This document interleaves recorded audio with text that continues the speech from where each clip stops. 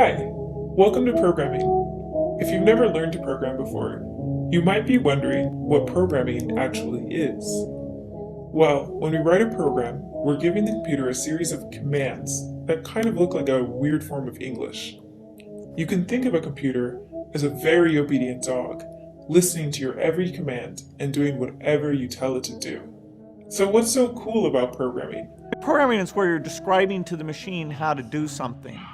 And so telling it how to play tic-tac-toe, telling it how to play the board game Monopoly, telling it...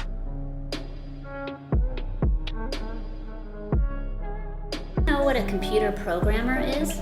Yeah, no. No.